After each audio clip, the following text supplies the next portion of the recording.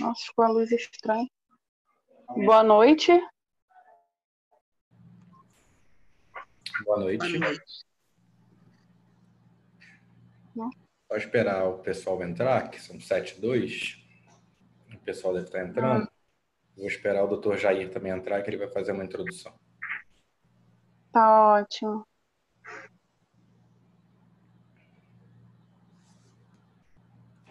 Vocês estão me escutando bem? Sim, perfeitamente. Boa noite, doutor Eduardo. Oi, Tão magrinho nessa... Ah, meu Deus, que inveja. E olha, tá uma luta para emagrecer. É. Doutor Adriano, tudo bem?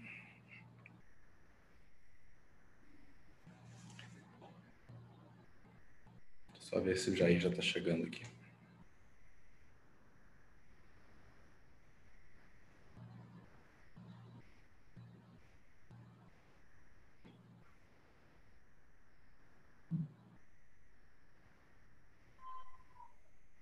Eu queria que as pacientes, quem é paciente, se identifique, por favor.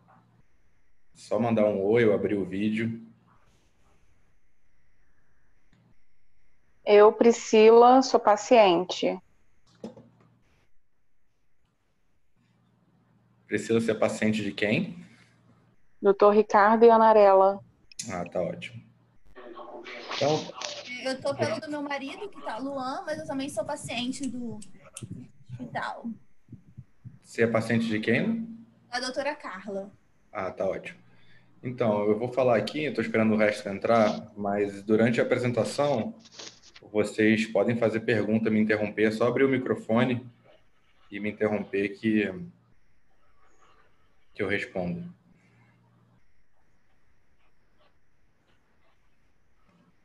Não estou ouvindo, eu acho que estão falando aqui pelo celular de Stephanie Mello, mas eu não estou ouvindo.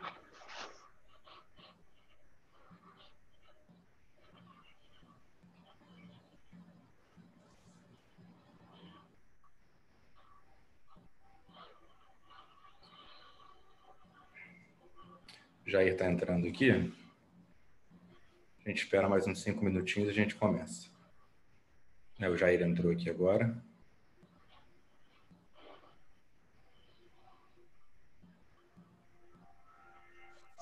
Fala com ele.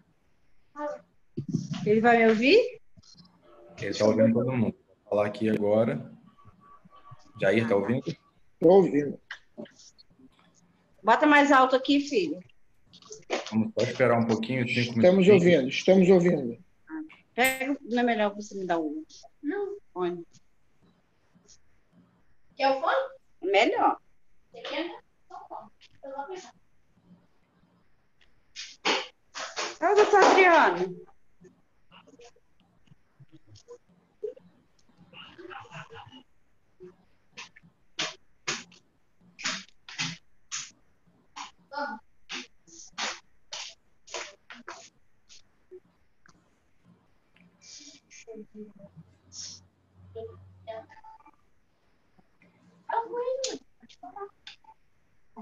Não, tô com vergonha.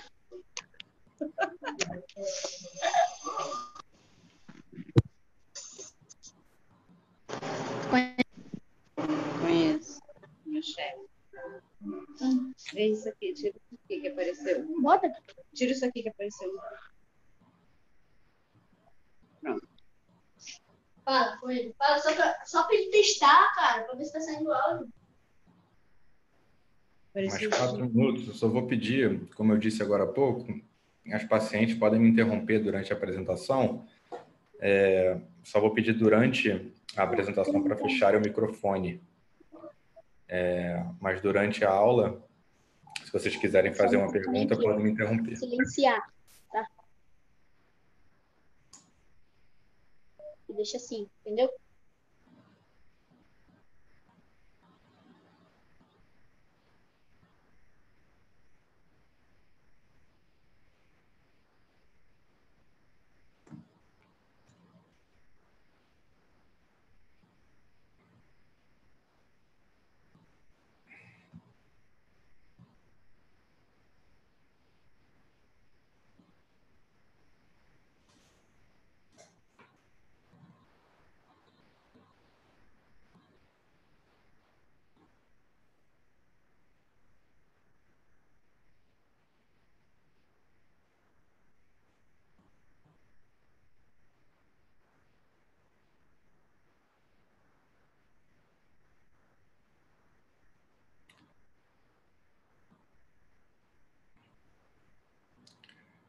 Bom, para quem não sabe, a gente faz esse curso de gestante presencial uma vez por mês no próprio Caxias Dó. É sempre na última terça do mês, a partir de 1 hora. Geralmente a gente envolve a pediatria, a enfermagem, a nutrição. Só que por causa da pandemia, a gente não está recebendo, não está fazendo evento nenhum no hospital. Então, para a gente não ficar com esse hiato sem o curso, que as pacientes gostam muito, de fato a gente traz muita informação e esclarece muitas dúvidas, a gente está fazendo esse primeiro teste online, só com a parte da obstetrícia, e depois a gente queria saber o feedback de vocês, das pacientes, na verdade, sobre esse formato. Estou só esperando das 7h10 para ver se vai entrar mais alguém. O doutor Jair, que é o gerente médico da maternidade do Caxias, vai falar algumas palavras. E depois a gente começa uma aula, que é uma aula rápida, na verdade, e depois a gente pode abrir para perguntas. Mas, como eu disse, durante a aula podem me interromper para fazer perguntas.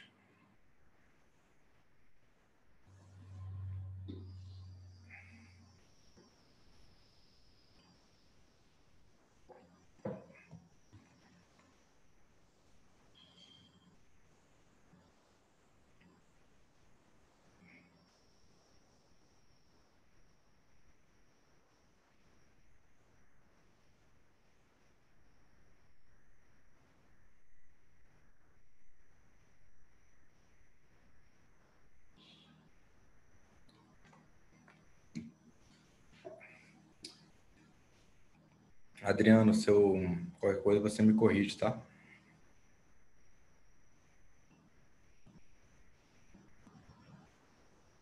Tá sem microfone, Adriano. Está no mudo. Péssimo. Está escutando agora? Agora sim, agora sim. Tô falando o seguinte, eu estou achando muito bacana esse primeiro curso online, entendeu? Eu acho que a gente tem que, né, divulgar mais. Eu acho que, tipo assim, eu tenho mandado minhas pacientes porque, você sabe, né, Eduardo, por mais que a gente explique na sala, não tem tempo para falar como que é toda a rotina, como que é o parto, né, o normal, como funciona o Caxias Doc, a gente está sempre incentivando a escolha do paciente, mas assim, eu acho que esse vai ser o primeiro, mas vai ser muito legal se isso continuar online até acabar a pandemia, tá? Você está de parabéns pela iniciativa, aquilo que eu falo. Você, o Jair, o Ricardo são meus professores, por isso que eu estou participando. Não é para falar nada, não, é para aprender com vocês, tá bom? É isso. Não, com certeza. Deixa eu desligar aqui, porque não fica o microfone aberto, nada. Tranquilo. Obrigado a você. Obrigado. Jair, se quiser, a palavra é sua. Boa noite a todos. Todo mundo me ouvindo? Sim. Sim.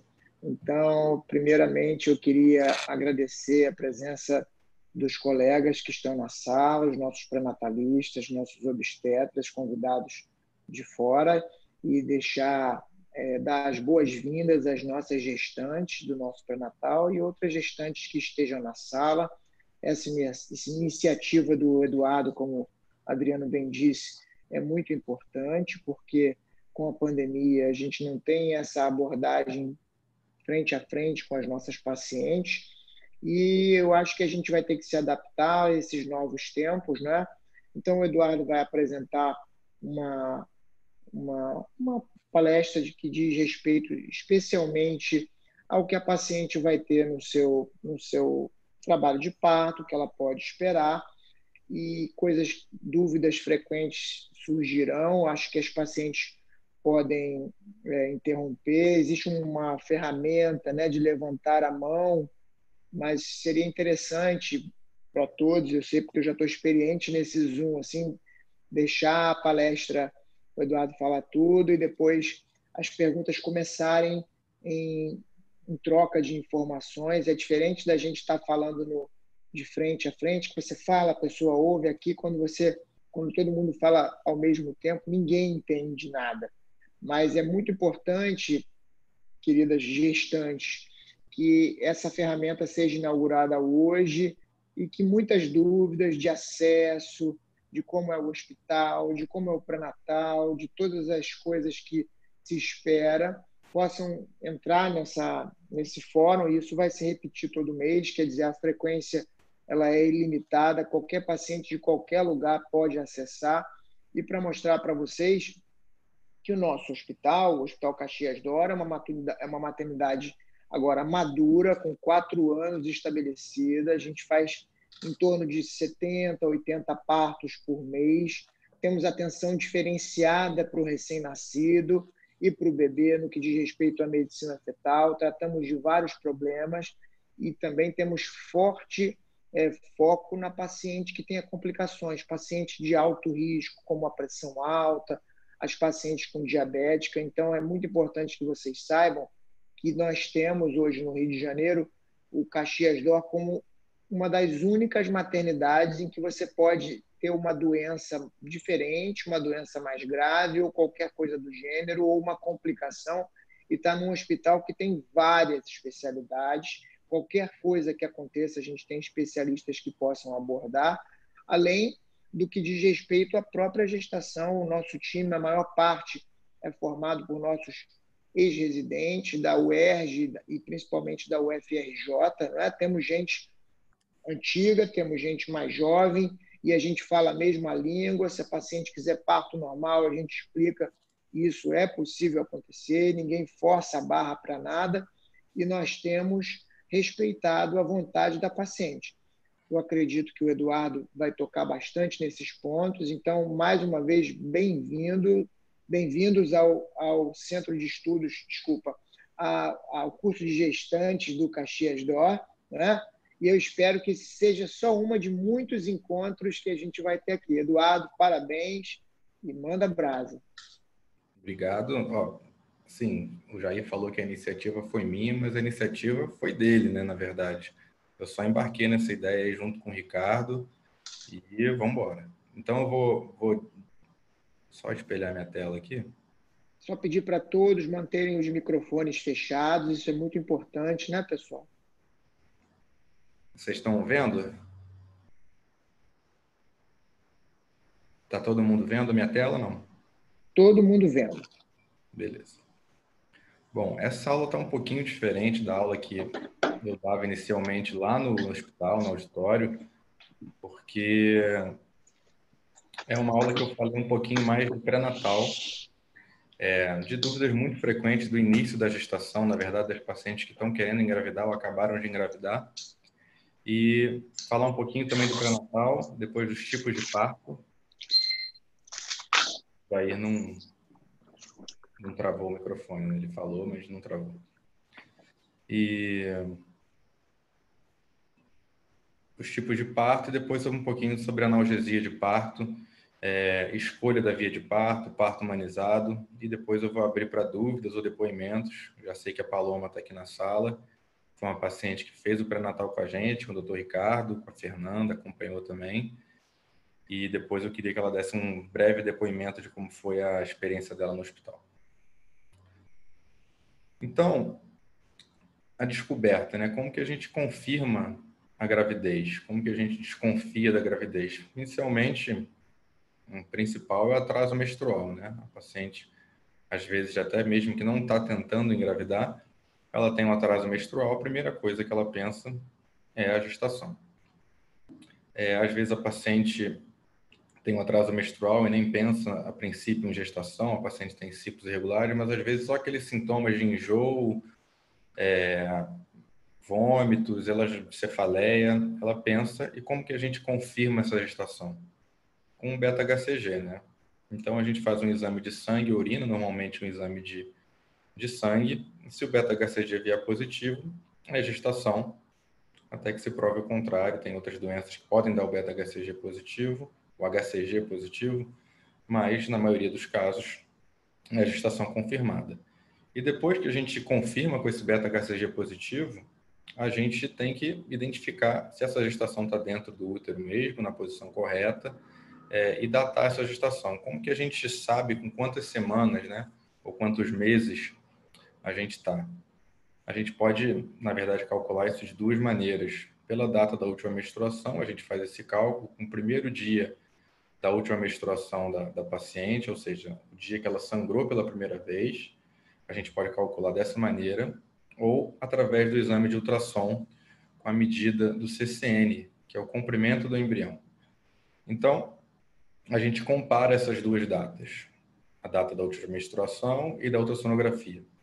Se essa data der uma diferença maior que 5 dias, ou seja, pela data da ultramenstruação, eu tenho 6 semanas e 2 dias, e pelo ultrassom, eu tive 7 semanas e 6 dias. Então, tive uma diferença maior que 5 dias entre esses dois cálculos, então eu vou usar o ultrassom, que é uma forma de calcular mais sensível que a data da última menstruação. E beleza, depois que eu descobri quando que eu devo iniciar meu pré-natal, eu tenho que esperar, posso esperar um tempinho, eu tenho que começar imediatamente, assim que eu descobrir eu tenho que ir para a emergência. Não, na verdade, a partir do momento que você descobriu a gestação, você pode marcar uma consulta de pré-natal, não precisa correr para a emergência se você não tiver nenhuma queixa específica. Você pode agendar ambulatorialmente uma consulta de pré-natal. Por que é importante a gente começar esse pré-natal cedo? Quanto mais cedo a gente começar o pré-natal, melhor a gente data essa gestação. Como que eu explico isso para pacientes? Quando a gente faz um exame de ultrassom muito inicial, ou seja, no primeiro trimestre, geralmente a gente consegue datar muito bem essa gestação. A gente fala que, por exemplo, um embrião de 6 semanas, ele é um embrião de 6 semanas para todas as pacientes. Quando a gente não tem nenhum exame anterior e faz um ultrassom com a paciente com 5 meses, 6 meses, fica difícil, porque o feto, depois que ele começa a crescer, ele é igual a uma pessoa. Tem pessoas que têm 30 anos que são grandes, tem pessoas de 30 anos que são pequenas. Então, a máquina de ultrassom não entende isso. Ela vai calcular uma média. Então, aquela pessoa de 30 anos que é muito grande, ela pode dar pela máquina de ultrassom que teria, por exemplo, 36, porque ela é muito alta. E a gente sabe que não é verdade. Ela tem 30 anos, só que ela é muito grande. Então, é importante iniciar o pré-natal precocemente, para a gente datar essa gestação corretamente. A gente solicitar os exames necessários, eu vou falar que os exames a gente pede no pré-natal, os exames necessários no período adequado. Então, tem exames que a gente só pode fazer em determinado período, então se a gente perde aquele período, a gente, consequentemente, perde aquele exame. E a prescrição de medicações importantes, principalmente o ácido fólico, né, que é muito importante até a 12ª semana, 13ª semana de gestação, porque ele previne os defeitos de fechamento do tubo neural, que futuramente vai ser o espaço da coluninha do neném. O metilfolato é a substância metabolizada pelo corpo do ácido fólico. E no pré-natal, eu vou fazer muitos exames. Eu fiz um resumo dos principais exames, os exames básicos que a gente faz no pré-natal. Então, o exame de sangue, a paciente no mínimo vai fazer 3 exames, um em cada trimestre. Então, o primeiro trimestre vai até 12 semanas, mais ou menos. O segundo trimestre vai até 24, 25 e depois até 36 e depois até 40 é o terceiro trimestre. Então, ela vai fazer exames de sangue que envolvem hemograma, glicemia, sorologias, que a gente vê anti-HIV, VDRL, que é para sífilis, toxoplasmose e outros exames, e exames de urina. Então, a paciente vai fazer um exame em cada trimestre.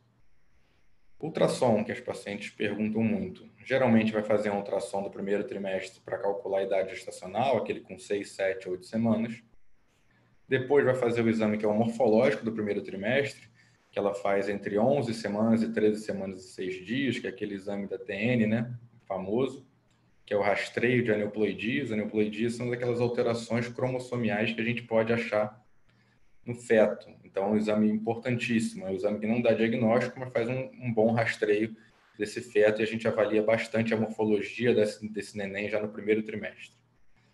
Logo depois, a gente faz o morfológico de segundo trimestre, que é um exame entre 22 e 24 semanas, que a gente avalia toda a morfologia do feto. Então, é outro exame que tem um período certo para você realizar, então, que é um período que o feto ele já está totalmente formado, está num tamanho muito bom para ser avaliado no ultrassom ainda. Então, esse exame também é um exame que tem que ter uma datação correta da gestação para a gente fazer. Depois disso, em pacientes de baixo risco habitual, a gente repete um ultrassom obstétrico com Doppler com 28, 32 e depois entre 36 e 38 semanas para avaliar o ganho de peso, o líquido, e o Doppler, que é a avaliação do fluxo de sangue da placenta para o neném. O ecocardiograma fetal, a gente no Caxias faz para todos os pacientes, um exame de rastreio também, que avalia o coraçãozinho do neném. E a cardiotocografia é um exame que é indicado em alguns casos, pacientes diabéticas ou outros tipos de pacientes, que a gente também faz com frequência no pré-natal e também na emergência. E o que a gente avalia na consulta de pré-natal? Quando a paciente chega no nosso consultório, o que a gente avalia? Primeiro, queixas e dúvidas. O paciente pode vir com queixas, pode vir com dúvidas. Muitas pacientes têm a primeira gestação, então é tudo uma novidade. Então a gente vai primeiro escutar a paciente sobre as queixas e as dúvidas da paciente. A gente checa os exames que a gente solicitou previamente. Então, se a gente pedir um exame de sangue ou um ultrassom, a gente vai avaliar esses exames. Depois disso, o exame físico, a gente vai pesar a paciente, toda consulta a gente pesa a paciente, vai aferir a pressão arterial, vai examinar o fundo de útero, o batimento do neném e avaliar os membros inferiores, vai avaliar se a paciente tem edema, se ela tem alguma queixa específica. Em caso de queixas específicas, a gente pode fazer o exame especular, que é o mesmo exame que a gente faz com bico de pato no preventivo, se a paciente tem a queixa de algum corrimento, algum sangramento.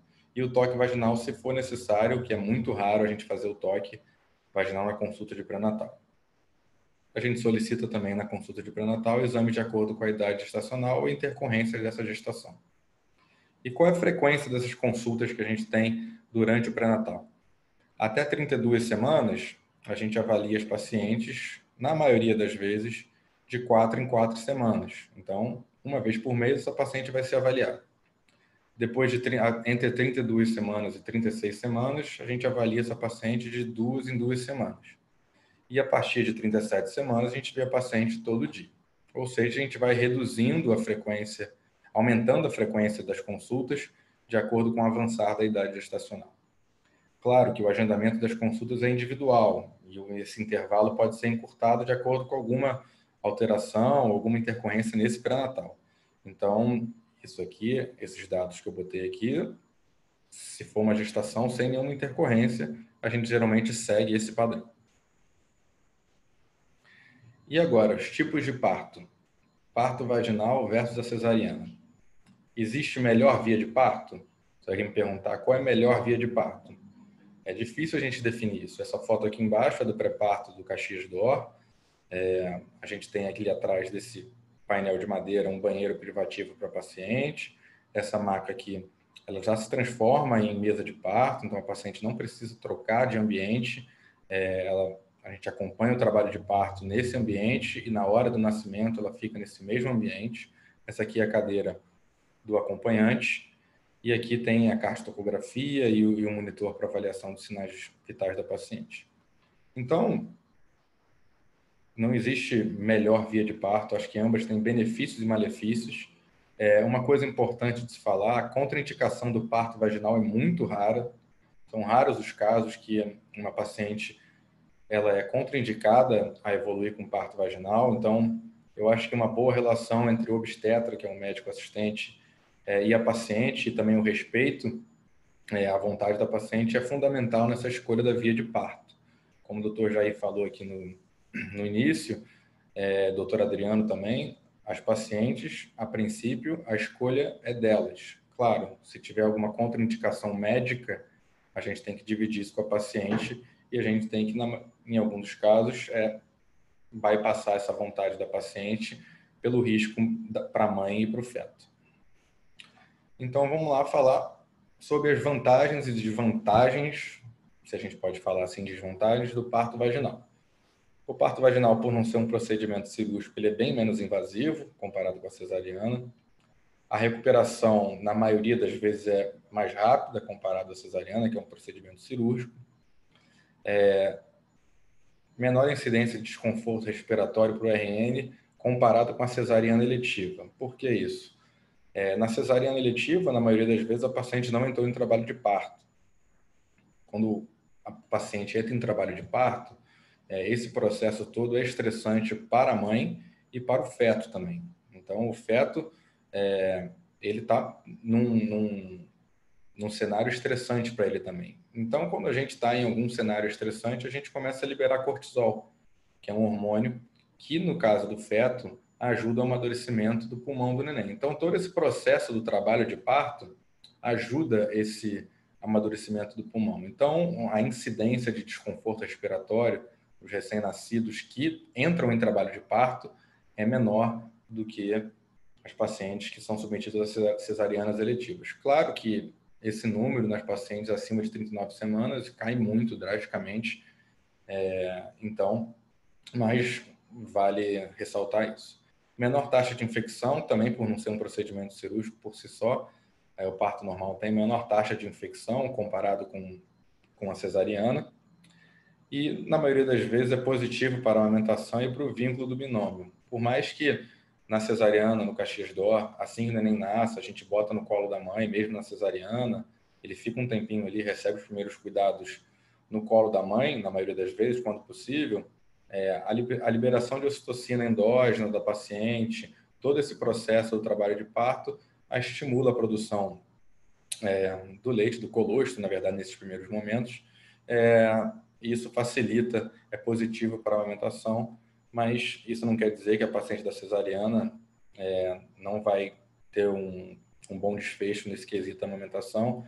A maioria das pacientes conseguem amamentar e não tem nenhum problema. Só que nesses primeiros momentos, geralmente a produção do leite já está um pouquinho mais presente comparado com a cesariana eletiva. Desvantagens, botei entre aspas, porque isso é muito pessoal. Uma desvantagem do parto normal, do trabalho de parto, é que você não é possível prever o dia e a hora do nascimento, comparando com a cesariana eletiva, que a gente pode agendar. Em alguma fase do parto, a dor estará presente, mesmo a paciente que vai ser submetida à analgesia de parto, que eu vou falar mais à frente, em alguma parte, em alguma fase desse processo, ela vai sentir dor. Isso é inerente à gestação.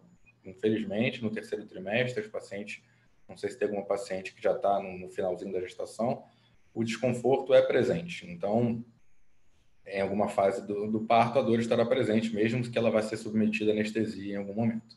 Lacerações vaginais, que são aqueles cortes que o próprio neném faz, às vezes. Hoje em dia, a episiotomia ela não é feita mais de rotina, como era feita antigamente, porque a gente viu que se a gente não faz a episiotomia e o neném lacera esse períneo, a laceração é muito menor que os cortes da episiotomia. Geralmente você tem uma laceração só de mucosa.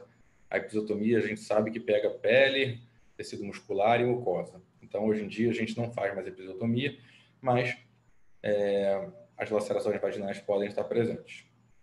A duração do processo do parto e do nascimento é mais prolongado. A gente sabe que o trabalho de parto ele é demorado por si só, ele demora. Então, esse processo todo tem que estar muito bem, tem que ser muito bem conversado com a mãe durante o pré-natal, que eu vejo que as pacientes que vêm já preparadas para esse processo todo, geralmente têm os melhores desfechos no trabalho de parto.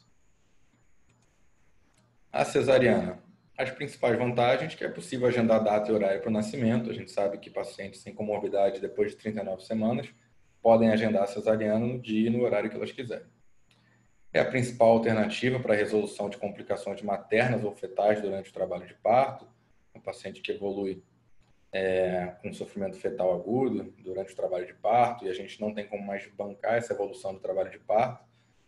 A cesariana é a principal alternativa e foi a cirurgia que mais salvou vidas na história da medicina, porque antigamente, se não nascesse por parto vaginal, morria a mãe e o neném.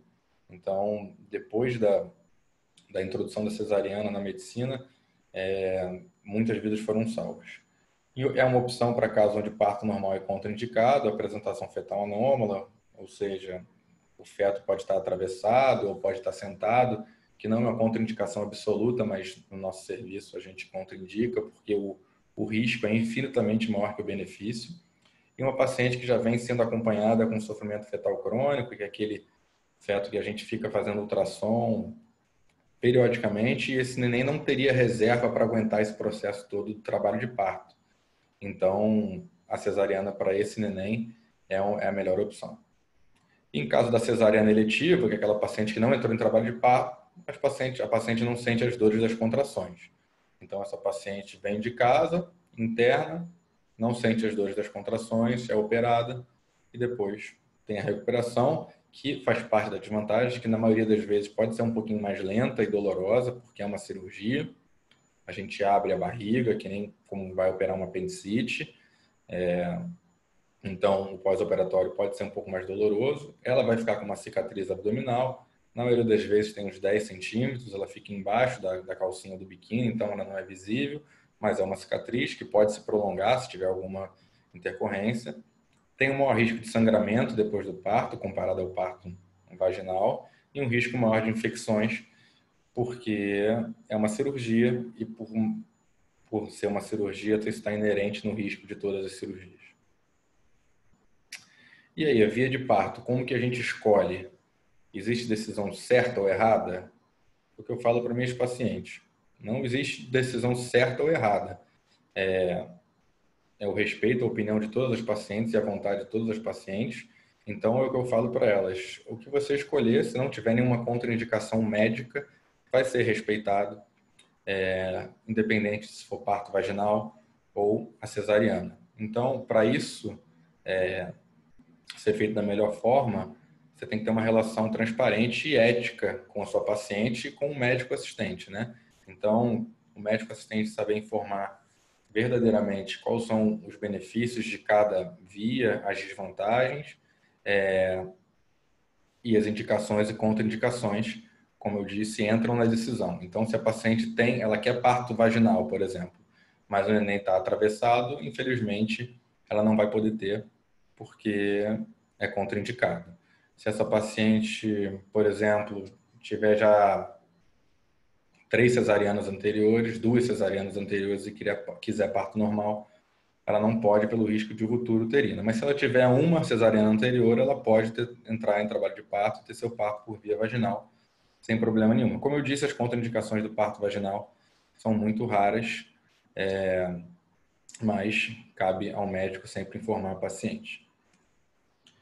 Analgesia de parto. Analgesia, por definição, é o alívio na percepção da dor. Então, a gente pode fazer isso de várias maneiras. Tem medidas que não envolvem os remédios, então são medidas não farmacológicas, e as medidas farmacológicas. Aqui eu botei não farmacológicas de novo, mas são farmacológicas. Então, para começar, a paciente em trabalho de parto, ela tem que ficar na posição mais confortável para ela. Isso, se ela pode ficar, eu botei aqui algumas posições, ela pode ficar sentada, ela pode ficar abraçada na bola de fisioterapia, ela pode ficar sentada na cadeira, ela pode ficar apoiada no marido, ela pode ficar na posição que for mais confortável para ela. O marido entra muito ou acompanhante, quem tiver com a paciente, nesse processo. Ele pode fazer massagem nas costas da paciente, ele pode junto com a paciente no banho quente, que alivia muito o banho quente nas costas, e ajudar a paciente. O paciente pode entrar na banheira. A fisioterapia pélvica que ela faz no pré-natal, isso ajuda muito durante o trabalho de parto e principalmente durante o período expulsivo. Então, essas medidas têm que ser informadas para a paciente durante o trabalho de parto. Não existem só as medidas farmacológicas. As medidas farmacológicas que são as anestesias ou analgesias. Quando a gente fala sobre analgesia de parto, na maioria das vezes a gente faz um bloqueio combinado, que são 2 anestesias nas costas, que as pacientes têm pavor e, claro, uma agulha nas costas, acho que ninguém ia gostar, né? Mas, conversando com todas as pacientes depois do processo de parto, da cesariana ou do parto normal, a maioria me dá um feedback que é muito mais nervoso do que o incômodo em si só, por si só. A analgesia não incomoda, é mais o nervoso mesmo de uma agulha nas costas. Vou falar rapidamente sobre aqui os tipos de anestesia. Quando a gente faz uma analgesia de parto, a gente faz 2 tipos de bloqueio. O bloqueio raquidiano é o mesmo que a gente usa na cesariana, só que no parto normal a gente usa uma dose muito menor de anestésico. A gente faz isso primeiro para dar um alívio imediato na paciente. E depois a gente faz o bloqueio peridural, que é também uma agulhada nas costas, só que num espaço da coluna diferente. E a gente deixa um catéter, que é como se fosse uma borrachinha bem fininha de látex, de plástico, que a gente pode ficar injetando anestésico ao longo do trabalho de parto. Porque a gente não sabe quanto tempo vai durar esse trabalho de parto. Então, a gente não quer que essa paciente fique anestesiada, ou seja, ela não consiga levantar, não consiga se mexer, não consiga andar. Então, a gente deixa o catéter e vai aplicando o anestésico de acordo com a necessidade da paciente. Então, ela fica com aquele catéter para a gente não ter que ficar fazendo essa punção toda hora na coluna da paciente. Isso não tem o menor sentido e é contraindicado também. Então, a gente pode injetar um anestésico por esse catéter e essa paciente vai recebendo esse alívio da dor, essa analgesia, ao longo do trabalho de parto. Um bloqueio loco-regional, a gente faz na maioria das vezes que a paciente chega num período do parto muito avançado, que não dá tempo da gente fazer, da gente fazer a anestesia.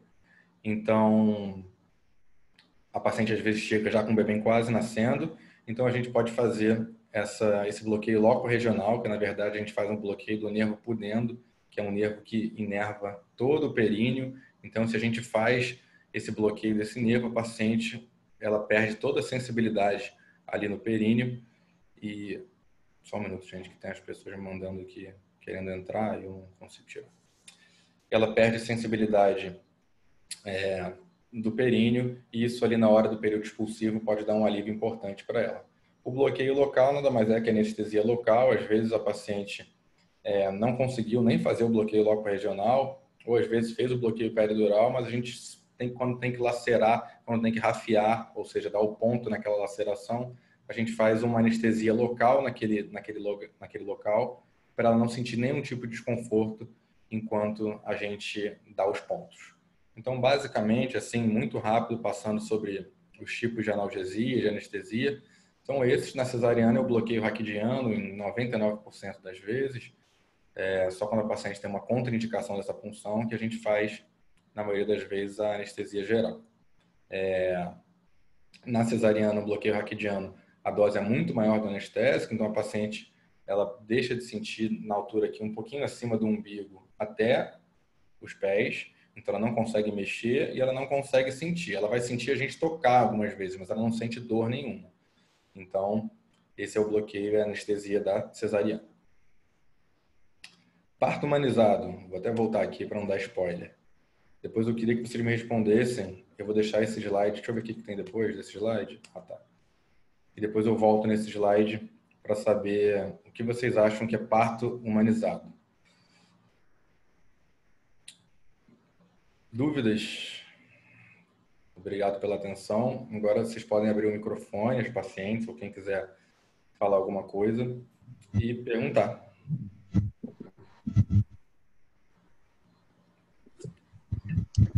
Tive que abrir ali por causa do Dr. Ricardo, ele que estava pedindo aqui para mim. Quem estava de paciente? Eu lembro que a Priscila me falou. Quem mais? Eduardo. Priscila. Eduardo. Luan. Janaína. Paloma está aí, mas a Paloma não é mais paciente, já foi. Alguém tem alguma dúvida? Tá me ouvindo? Estou ouvindo, Jair.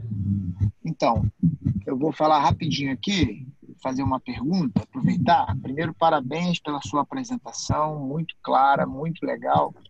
As pacientes estou achando que estão um pouco tímidas, mas aí eu vou perguntar uma coisa muito importante, que a gente disse que a escolha é dela, e isso é verdade, mas aí, como é que é quando eu estou lá, faz de conta que eu sou uma paciente, eu estou no pré-natal com o doutor Adriano, que está aqui na sala, e ela fala assim, doutor Adriano, mas eu quero que o senhor faça o meu parto. Como é que é isso? Mas eu quero parto normal. Como é que é isso no Caxias d'Or?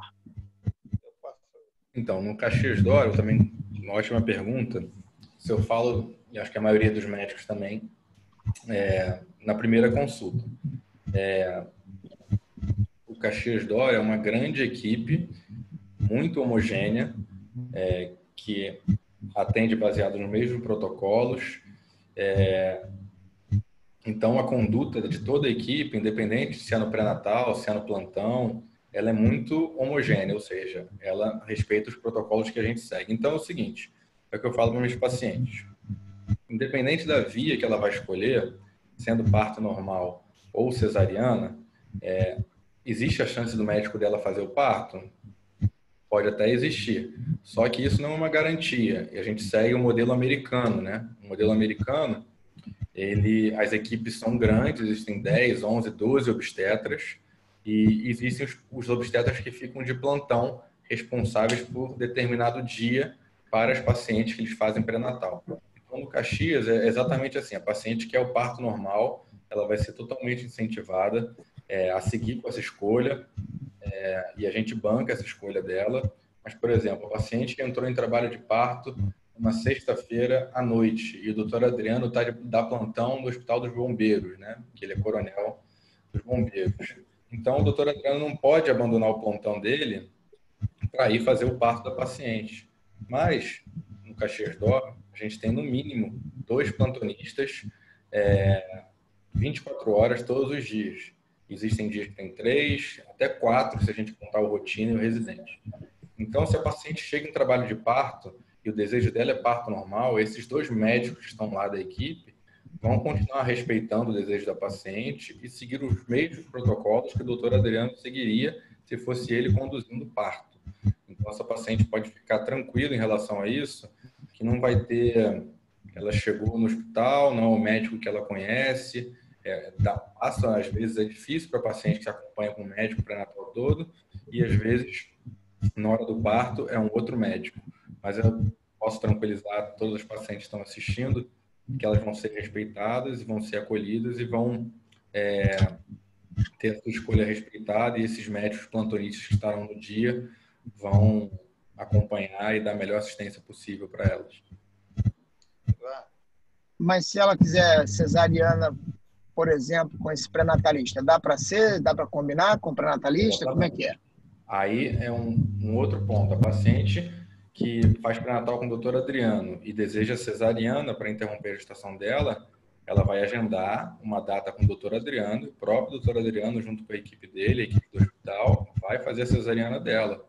Então, se ela escolheu a cesariana eletiva agendada, ela vai ter o nascimento do filho dela com um médico que acompanhou ela durante toda a gestação. Eduardo, eu posso complementar? Oi? Não ouvi. Pode complementar, claro. Eu achei interessante umas coisas que você falou, que eu achei assim, que eu acho que eu já falo na primeira consulta. Por exemplo, aquilo que você falou da interação do médico pré-natalista com a paciente e a ética em tudo, né? O que eu acho interessante? Eu acho que é igual você falou, todo mundo tem a mesma conduta. A equipe do Jair, do Ricardo, sua, assim que eu falo sempre os 3, mas a gente tem a mesma conduta. Ou seja, o que eu faço com o paciente? Respondendo até o Jair, que você já respondeu. O paciente não tem quase contraindicação para parto normal. O parto normal, é o que você falou, raríssima contraindicação. Agora, ela tem a opção, né? Opção materna, e que a gente respeita. Agora, qual a vantagem? Se eu não puder estar lá, ninguém puder estar lá, sempre temos 2 ou 3 colegas. Então, acho o seguinte, eu sempre elogio muito isso, o pré-natal do Caxias Dó.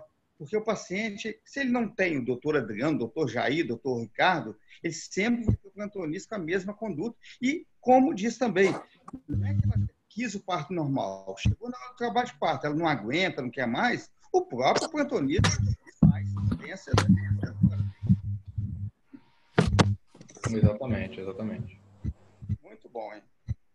Eu queria ouvir as gestantes. Cadê as pacientes?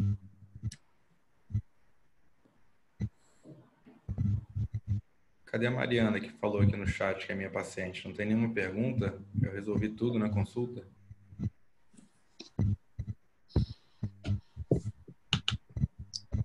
A Mariana está escrevendo no chat. Ela não está falando, acho que ela é tímida.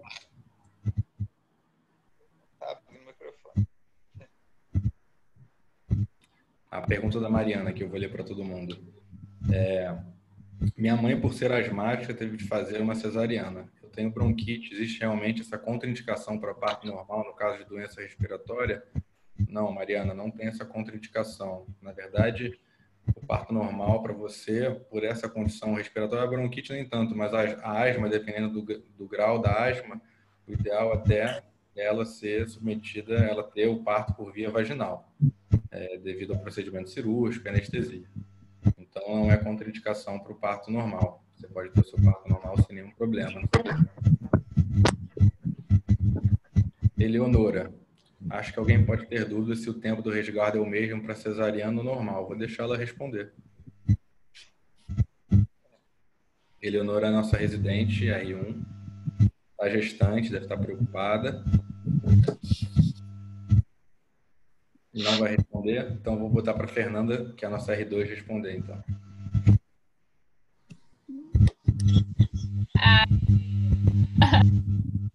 Maravilhosa. Vamos lá. O tempo de resguardo para os 2 partos é o mesmo. É necessário realmente fazer o resguardo, não por até mesmo pela dilatação do colo do útero também. É necessário que o colo do útero, mesmo na cesariana também, ele tenha as suas modificações, então você precisa que ele volte ao tamanho adequado, que a mulher pare completamente de ter aqueles sangramentos, que são os locos, que é normal do puerpério, então a gente precisa realmente esperar o resguardo nos dois. Perfeito. Perfeito. Mas alguém tem alguma pergunta? Estou vendo aqui.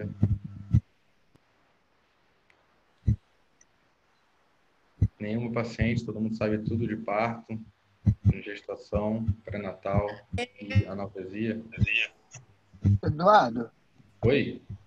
como é que está a nossa relação hoje com a equipe de como é que tá a nossa relação hoje com a equipe de anestesia? Como é que é isso? É uma dúvida frequente. Só um minuto, tem 2 pessoas falando aqui. Oi, eu queria tirar uma dúvida em relação à triagem na emergência, quando eu chegar, por exemplo, em trabalho de parto. Porque já... Pode falar. Hoje, algumas vezes, eu ficar algum tempo na emergência, eu estava em sala de parto. E esses 2 médicos estejam já no trabalho de parto. Entendi. O que acontece? Na maioria esmagadora das vezes, são 3 profissionais que estão no hospital. Deixa eu só tirar meu compartilhamento aqui, só um minutinho.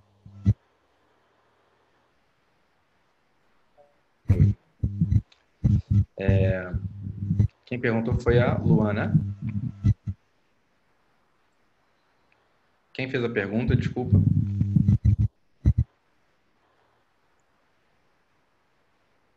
Oi, quem fez a pergunta?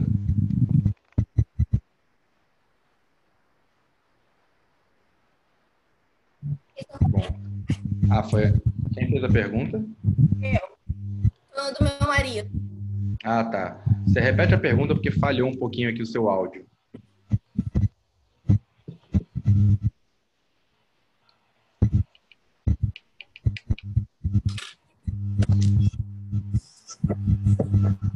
Bom, eu não consegui ouvir a pergunta direito.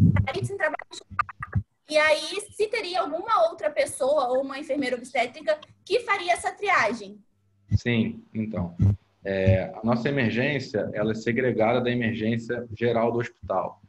Então, isso já era um projeto antigo e, junto agora com a pandemia do Covid, isso se formalizou. Então, a nossa emergência é no 13º andar. A paciente que dá entrada no hospital, ela vai se identificar na emergência no térreo e ela vai ser feita uma triagem rápida para, primeiro, a exclusão dos sintomas de Covid e depois, se ela tem alguma queixa relacionada a sangramento e contração. Se essa paciente tiver essa queixa, essa enfermeira visual, que vai ser essa pessoa que vai fazer a primeira triagem, já vai direcionar de cadeira de rodas ou para o 13º andar, ou, se você tiver já em trabalho de parto franco ou período expulsivo, para uma sala de trauma logo no térreo mesmo. E você vai ser assistida pela enfermagem e pelos obstetras. Então, você não precisa do atendimento do médico para ser triada. A triagem ela pode ser feita por qualquer pessoa, na verdade, né? Mas a triagem é feita logo que você chega pela uma equipe de enfermagem, técnico e de enfermeiro. Então, pode ficar despreocupado. Se, por exemplo, os 2 médicos tiverem algum procedimento, você não vai ficar desassistida. A Stephanie fez uma pergunta aqui no chat. Se eu quiser tentar o parto normal e chegar no momento e pedir cesárea, é possível? Claro. Isso acontece com uma frequência relativamente alta e acontece, não é demérito nenhum. Se a paciente estiver em trabalho de parto e por algum motivo ela não quiser mais passar por esse trabalho de parto ou parto vaginal e pedir cesárea, isso na hora é captado pelos plantonistas, isso até é um diagnóstico cesariana a pedido, e a paciente é submetida à cesariana sem problema nenhum. Doutor, Sim? é Priscila aqui. Eu queria saber como é que está a questão de visita nesse período de pandemia. Entendi. Porque eu já estou com 38 semanas, então essa é uma pergunta que é interessante para mim. Ih, já está quase lá, né? Se Deus quiser. Entendi. Vai ser parto normal ou cesárea? Não, eu ainda não defini isso, não. Amanhã eu vou falar isso com o doutor Ricardo. Ele está aí. Amanhã a gente... Amanhã a gente conversa. Com certeza, com certeza. A visita, ela no início da pandemia, da quarentena, ela estava muito restrita. Na verdade, você tinha direito a um acompanhante. Na maioria das vezes era o pai. Hoje ela está um pouquinho mais flexível, mas ainda não está como era antes da pandemia.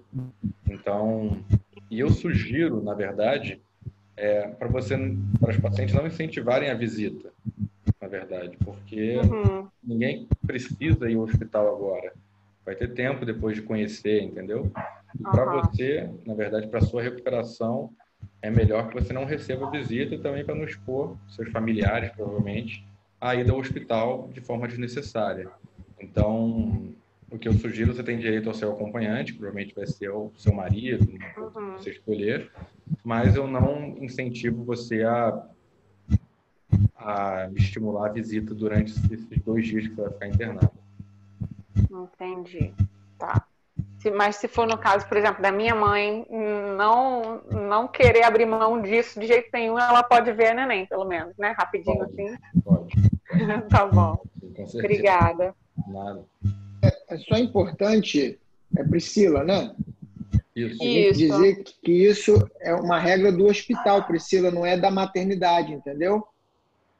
É por conta das visitas que estão realmente sendo proibidas por causa da Covid. A gente entende que é muito ruim, né? Sua mãe, seus familiares não poderem estar com você nesse momento de alegria. A gente espera que isso termine em breve. Já foi pior, não chegava nem perto, né? A gente não podia deixar fotógrafo, não podia deixar a doula. A gente, da semana passada para cá, já mudou isso. Mas existe, sim, infelizmente, ainda uma restrição ao acompanhante que não seja o acompanhante da escolha da paciente. Então, conversa com o seu médico no dia, mas, de uma forma geral, existe uma restrição de visita para o hospital todo, não é só para as pacientes que ganharam neném, não, tá bem? É até bom porque a gente sabe que isso é mais seguro para a gente, para o bebê, então claro, a gente né? quer evitar, só tem que ir ao hospital quem precisa, você está entendendo? O objetivo é esse. Sim, claro. Exato. E o setor da maternidade, acho que é o setor mais flexível nesse quesito no hospital, né? Até porque no pós-parto, a paciente se recuperando de um parto, tanto vaginal como cesariano, ela precisa de um auxílio, de um apoio, até por causa do neném, né? Então, por isso que o acompanhante é liberado, porque nos outros partos, tirando a pediatria, claro, está bem restrito até a presença do acompanhante.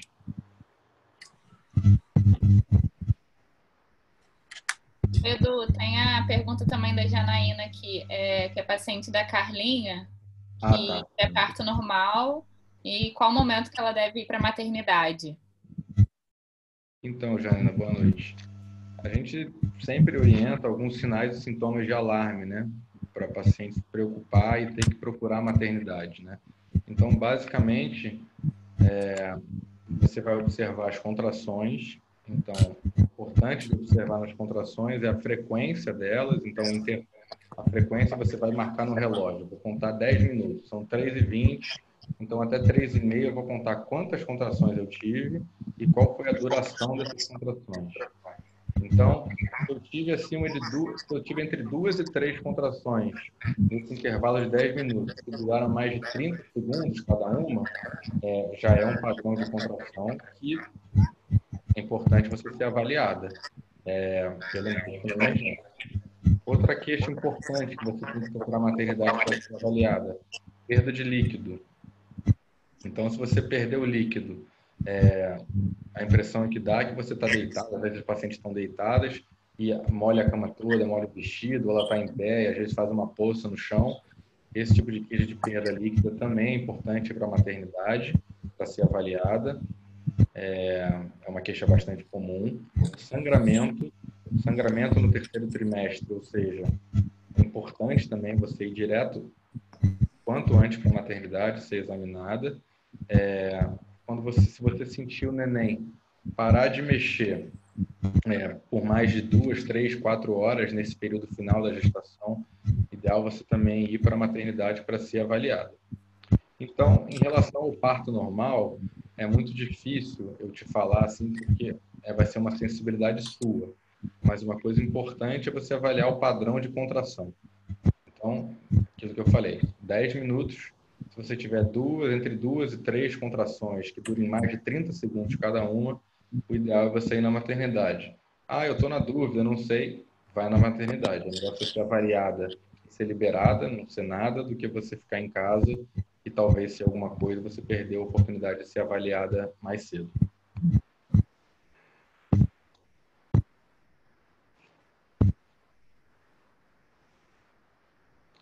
Deixa eu ver se tem mais alguma pergunta aqui no chat. Ricardo quer falar alguma coisa? O Ricardo que dava esse curso de gestante antes, ele que fez a primeira aula. Eu usei muito tempo a aula dele, até várias coisas também se fazem na aula dele. Eu tive que adaptar para esse online aqui, mas era basicamente a aula dele. Não, Eduardo, eu achei que você falou bastante de uma forma bem boa, né? Os principais tópicos foram abordados. A única coisa que eu acho importante também é falar em relação à anestesia, que agora a gente mudou. Teve uma hora que caiu aqui, eu saí do grupo, tive que voltar. Eu não sei se você falou sobre isso, mas é importante abordar que até mês passado a anestesia a gente tinha que pagar e depois recebia reembolso. Agora não, eles têm um grupo de anestesia, agora tem uma associação, né, que eles chamam de Copanet, que é uma cooperativa, que eles recebem direto da cooperativa. Então, isso facilitou bastante para o paciente. O paciente não precisa mais antecipar esse pagamento para depois receber reembolso junto ao convênio. Quem cobra, na verdade, o convênio é o próprio anestesista, então isso é uma coisa, um facilitador grande, né? Porque às vezes a pessoa já está tendo gasto com as coisas do bebê e não tem disponibilidade, não tem condição de bancar o valor do anestesista. Isso aí é uma coisa que agrega valor para o Caixas-D'Or, né? E às vezes é uma emergência, né? A pessoa não veio nem preparada, saiu correndo de casa, aquele negócio todo. Então, isso que o Ricardo falou, com certeza, é um diferencial importante agora para o acompanhamento. A Stephanie perguntou sobre não está sendo possível contratar fotógrafo, então, para fotografar e filmar o parto. O Jair teve uma reunião sobre isso. Jair, você quer falar sobre a presença do fotógrafo no parto? Isso a gente tinha suspendido, de fato, por causa da pandemia. Quanto menos gente, a gente não estava autorizando. Claro, o pai levava a câmera, fotografava, a gente ajudava a fotografar lá na hora, mas o profissional a gente estava restringindo. Então, essa semana a gente mudou isso justamente por uma demanda, né? E agora, sim, pode ter fotógrafo. É importante que esse fotógrafo seja cadastrado. Então, é só entrar em contato. O pré-natalista fala com a gente também, para que esse fotógrafo seja cadastrado. E aí pode ter o fotógrafo da escolha da paciente. Existe um processo de credenciamento que é super rápido. Da mesma forma, se a paciente tiver uma doula, existe um processo de credenciamento também para que ela participe, esteja presente, não é? E sim, já voltamos a liberar esse fotógrafo, é uma escolha do Caxias, apesar da Covid, para que a paciente não perca esse momento com o seu neném. É isso. Perfeito.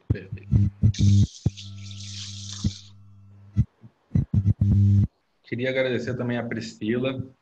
A Priscila é responsável pelo marketing do hospital, do Caxias, entre outros, né? Mas é que fez a arte, que botou esse projeto para frente também, junto comigo, com o Jair, com o Ricardo. E ela está ali, ó, ela é tímida no vídeo, mas ela que organiza os cursos gestantes, prepara todo o material, os brindes. Espero que em breve a gente consiga fazer lá no hospital, mas enquanto isso, eu acho que tem muito para crescer aqui no curso online. Edu, diga. Eu queria levantar uma outra questão também. Você podia falar um pouquinho para a gente a respeito da paciente? Algumas vezes acontece, por exemplo, do bebê nasceu um pouco prematuro, ficou cansadinho, foi para a UTI, aí o neném às vezes fica 2, 3 dias na UTI. Como é que a paciente fica internada com ele? Como é que acontece isso lá no Caxias? Boa colocação também. Isso eu não tinha o costume de falar isso no pré-natal, mas às vezes eu estou orientando a paciente com a informação que a gente de fato não dá, né, para a paciente. Então a paciente internou, por algum motivo o neném precisou ser internado na UTI neonatal. Então ela, enquanto internada, ela tem acesso a esse neném, ela pode ir lá visitar, ela pode ficar com o neném na UTI neonatal, mas esse neném internado, que provavelmente ele fica mais do que 2 dias, que é o tempo que a mãe, a puérpera, que depois teve o neném, fica, ele não prende a internação da mãe, ou seja, essa paciente pode receber alta para casa, ela recebe alta para casa, e ela, depois que recebeu alta, ela tem livre acesso ao UTI neonatal. Tanto a mãe quanto o pai, ela tem livre acesso, se eu não me engano, é de 8 da manhã a 8 da noite, ou 10 da manhã a 10 da noite, para ficar com o filho nessa UTI neonatal durante todo esse período. Uma coisa importante, né? Às vezes as mães não entendem por que a gente dá alta para elas e com um filho internado. O plano de saúde não entende esse vínculo entre mãe e neném, são internações separadas. Então, a necessidade do neném ficar internado não necessariamente diz que a mãe precisa ficar junto internada. Ela recebe alta e o neném permanece internado na UTI neonatal. Ela, depois da alta, tem esse livre acesso ao filho na UTI neonatal durante todo esse período ao longo do dia. Geralmente são 12 horas. E se for o contrário? Se a mãe que teve pressão alta precisou ficar no CTI 3 dias, 4 dias, como é que acontece com esse neném? Esse neném ele fica no berçário do 7º andar. Enquanto essa paciente permanece internada, o Jair falou bem, esses pacientes que têm pré-eclâmpsia ou pressão alta, essa paciente fica internada numa unidade fechada, ou seja, num CTI. E o bebê não pode ficar no CTI, até por risco de infecção e tudo mais, e outros cuidados que a mãe não consegue dar porque está internada numa unidade intensiva. Então, esse neném fica no berçário, junto com os berçaristas, as enfermeiras, as técnicas, recebendo todos os cuidados, até a mãe receber alta para o quarto. Aí, quando a mãe recebe alta para o quarto, ele vai e fica junto com a mãe, até a mãe receber alta. Mesmo se essa internação durar mais de uma semana, por exemplo, lá na UTI, como é que acontece? Sim, porque, na verdade, como está no berçário esse neném, na verdade, não considera como diária para esse neném. Então, não tem como você separar. Claro, assim, é raro, né, essas internações mais de 5, 6 dias, né? Mas também, se for uma internação de 20 dias, o neném não pode ficar 20 dias no hospital, né? Mas a gente falando no quadro geral, essa paciente que fica internada na UTI, que geralmente demora 5 a 6 dias, o neném fica no berçário. Mas, claro, se for uma internação muito prolongada, o neném, até pelo risco de ficar no hospital, ele vai para casa com o pai.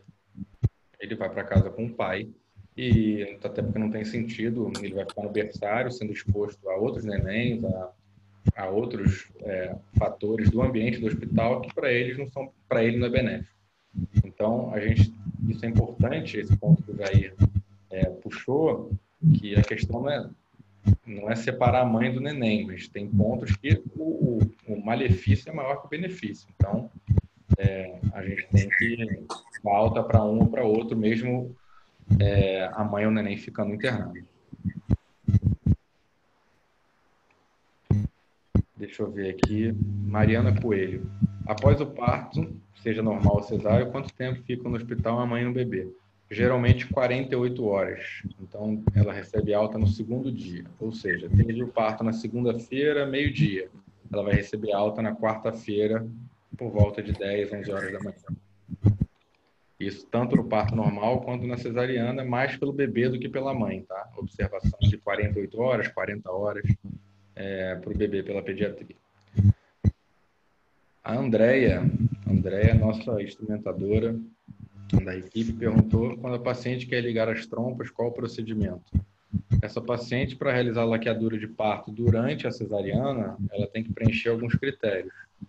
Ela, durante a cesariana, tem que ser, no mínimo, a terceira cesariana dela, ou seja, ela tem que ter 2 cesarianas anteriores, ou ela tem um risco de vida se engravidar futuramente, ou seja, a paciente tem alguma doença que, se ela engravidar de novo por essa gestação, ela tem risco de morrer por causa dessa gestação.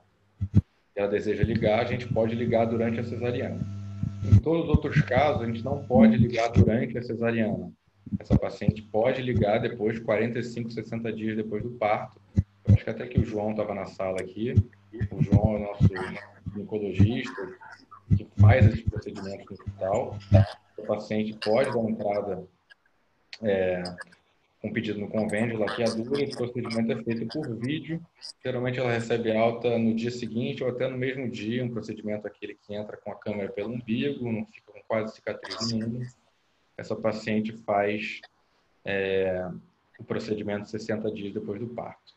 Para a paciente que tem os critérios para fazer durante o parto, ela tem que preencher a autorização, ou seja, o consentimento de laqueadura tubária, no mínimo 60 dias antes do parto. Tem que ser assinado pelo marido, ou seja, pelo companheiro, o pai, e pela paciente, e isso tem que ser assinado 60 dias antes do parto. Se ela tiver com todos os documentos de acordo, o procedimento é feito durante a cesariana. Outra pergunta: poderia explicar um pouco melhor sobre essa questão do pagamento do anestesista? Então, antigamente, como que era feito? A paciente efetuava o pagamento do anestesista no dia seguinte do procedimento e depois entrava com pedido de reembolso para o plano. E o plano reembolsava esse valor depois de um tempo. Hoje, o que mudou? A cobrança é feita direto para o plano, uma cooperativa dos anestesistas. Então, a paciente não tem que pagar nada durante a internação. A paciente não tem gasto com anestesista, nem com pediatra, nem com obstetra. Pessoal, pedir só para quem não estiver falando, manter o microfone fechado, né, nesse microfoninho vermelho do lado esquerdo embaixo, porque senão dá eco. Enquanto a pessoa não estiver falando. Isso é muito importante, senão as outras pessoas não entendem o que a gente está falando, tá bom?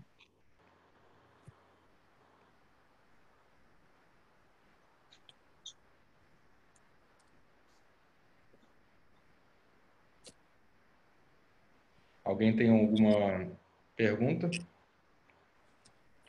a mais? Podem mandar no chat. Eu sei que dá uma vergonha falar no vídeo, mas fiquem à vontade.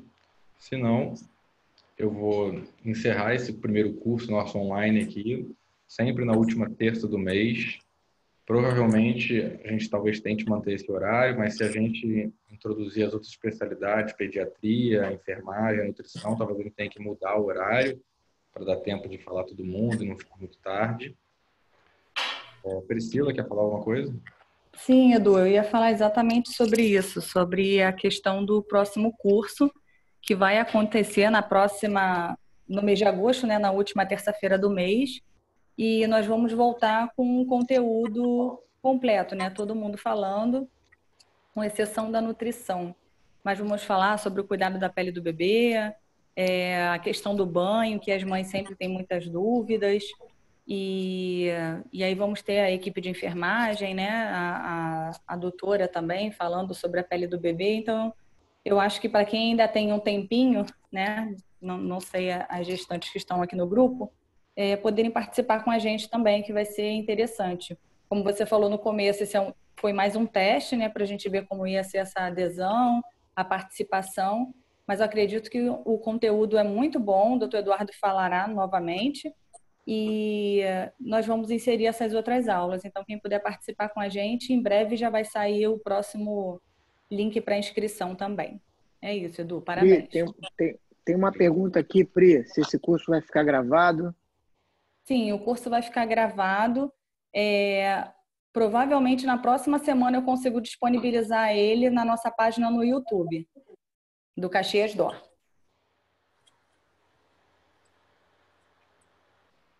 Edu, antes de você encerrar, eu só queria aqui falar umas últimas palavras e dar os parabéns, né, para a sua apresentação muito clara e agradecer a toda a equipe que está envolvida, o Ricardo, o Adriano, Priscila, as nossas residentes, os nossos pré-natalistas e principalmente as nossas pacientes que estão pela primeira vez participando nesse modelo aqui, para que a gente possa sempre estar sanando várias dúvidas e isso só traga o bem-estar dos nossos bebês e das nossas mães. Tá bom, Edu? Parabéns e até a próxima. Manda abraço aí para encerrar. Tá bom. É a Pamela que está ali? É a Paloma, quer dizer, que está ali? No Stephanie... Ah, não, pensei que era a Paloma. A Paloma não está, né, Fê? Saiu, né? Acho que ela saiu. Ah, não, tranquilo. Ela estava com o Benício. Queria agradecer. Eu acho que uma iniciativa que o Jair vem bancando e foi ótimo. Eu acho que só tem para crescer, assim. A gente sabe que todo mundo tem uma vida corrida e a gente tem a oportunidade de talvez assistir uma aula dessa em casa, poder sanar suas dúvidas. É mais fácil, às vezes, do que ir para o hospital, os pacientes gestantes, às vezes no final da gestação. Então, a gente tem que aproveitar esses lados positivos dessa convivência online que a gente foi obrigado a ter por causa da pandemia. Então, eu acho que o próximo curso que vai envolver a pediatria, a nutrição, a enfermagem, vai ter um conteúdo maior e acho que vai ser tão proveitoso ou mais proveitoso que esse. Então, queria agradecer a todo mundo presente. E se alguém quiser falar mais uma coisa, Ricardo, que abriu o microfone, quer falar alguma coisa? Tô ouvindo? Tô ouvindo. Não, também eu só queria agradecer, pedir até para as nossas gestantezinhas divulgarem isso entre seus pares, entre as colegas, porque tem muitas gestantes que são de empresas, né, que acabam conhecendo muitas outras gestantes que fazem pré-natal com a gente, porque é importante que esse curso tenha um alcance grande. Hoje realmente foi um teste, eu acho que um teste bastante produtivo, bastante positivo, mas ficaria feliz se a gente tivesse um número grande de gestantes e que elas também participassem mais, né? Eu sei que às vezes esse modelo é um modelo novo, as pessoas ficam um pouco mais envergonhadas, mas eu acho que a participação delas é o que agrega muito, dá muito valor ao curso. Elas estão aqui justamente para tirar as dúvidas delas. Se elas não falarem, a gente não sabe quais são as dúvidas. A gente está aqui justamente para esclarecer. E se elas puderem ajudar a gente a divulgar as colegas, eu agradeço bastante. Perfeito. É isso aí que o Ricardo falou. O importante é a interação entre as pacientes e quem está palestrando, né? Esse é o propósito do curso. Sanar algumas dúvidas que às vezes ficam no ar, às vezes no pré-natal a paciente geralmente esquece ou vem. Tem dúvidas mesmo que a gente lembra só depois. Então, eu acho que esse espaço é muito proveitoso. Então, já são 8h15, quase uma hora. O Zaquini quer falar, Edu. Quem? O Zaquini. Ah, Adriano. Opa, fala aí, Adriano. Não, Eduardo, é gozado, né? É o que você falou, a gente tem que aproveitar a pandemia, né? Eu sempre tive curiosidade de palestra sua, mas o horário de trabalho. Então, nesse ponto, gostei muito, achei assim, mesmo a gente, né, sendo no início, tudo, acho que foi muito proveitoso, tá? Você está de parabéns mesmo, Foi muito bacana. Até para a gente que é mais antigo, a gente aprende cada vez mais, tá bom? Um abraço. Um abraço, Adriano. Obrigado por tudo sempre. Gente, boa noite. E na próxima, última terça de agosto, a gente se vê de novo. Quem quiser entrar de novo e repetir, fica à vontade. Boa noite. Boa noite, obrigada aí. Tchau. Tchau, boa noite, obrigado por tudo aí.